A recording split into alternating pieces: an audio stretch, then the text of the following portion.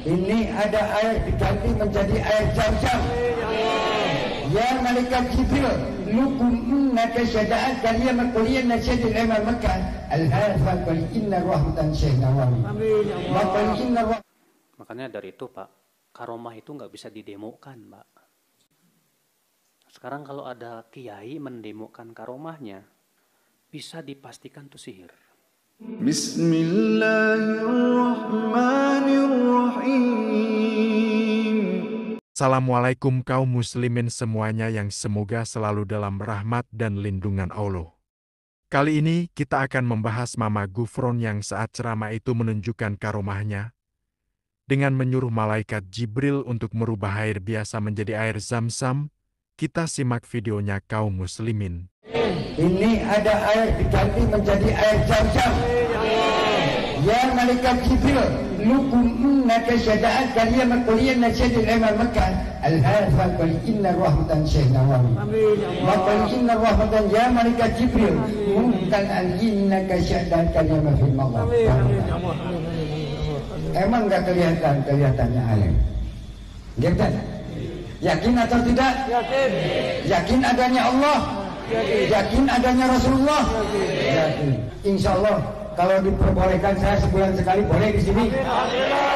Soalnya ini bakal jadi promo terbesar. Kenapa?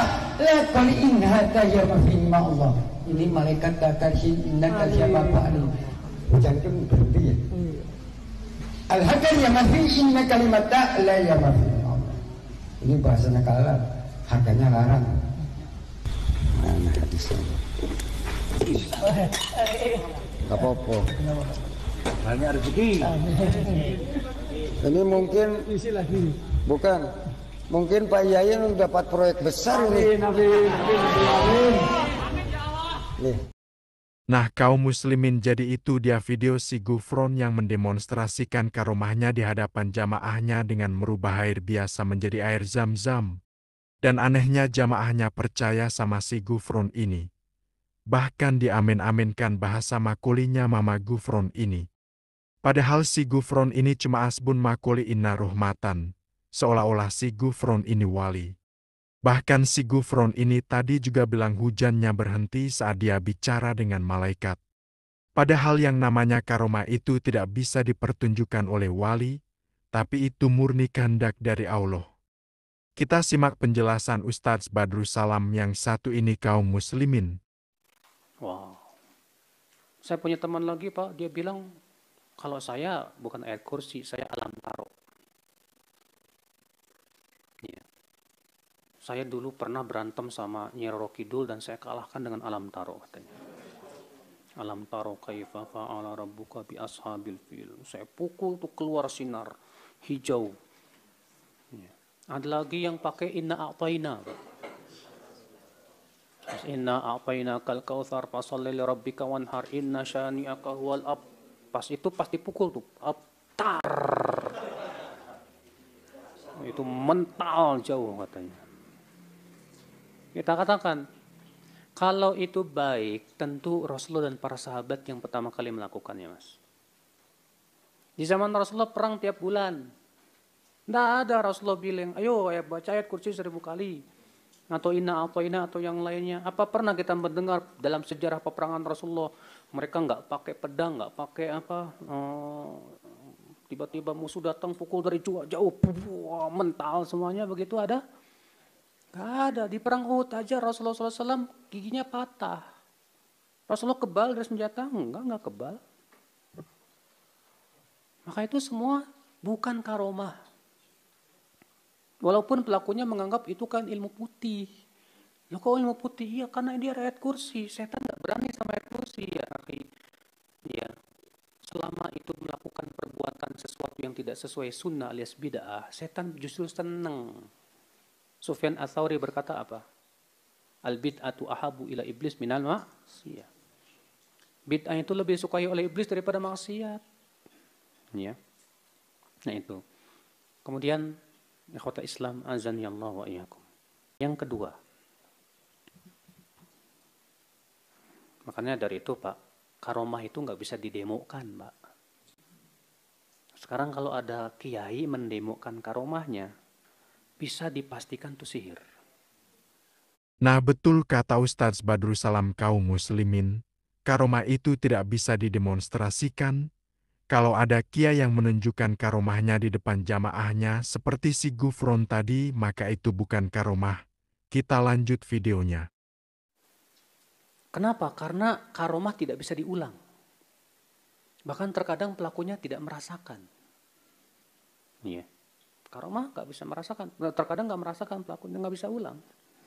Adapun sihir bisa diulang, bisa didemokan. Ada orang mendemokan karomahnya. Inilah saya akan mendemokan karomah saya, nggak mempan dibacok, buak. Bisa dipastikan itu apa? Sihir.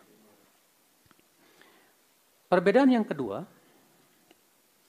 bahwa karomah itu hanya terjadi kepada orang-orang yang mentauhidkan Allah, menjauhkan kesyirikan, mengikuti sunnah Rasulullah, menjauhkan kebid'ahan, menaati dan tidak memaksiati Allah dan Rasulnya.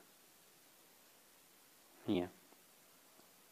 Sedangkan sihir itu bisa terjadi kepada orang yang mempersekutukan Allah, menjauhkan, melakukan kesyirikan, melakukan kebid'ahan dan kemaksiatan. Itu bisa.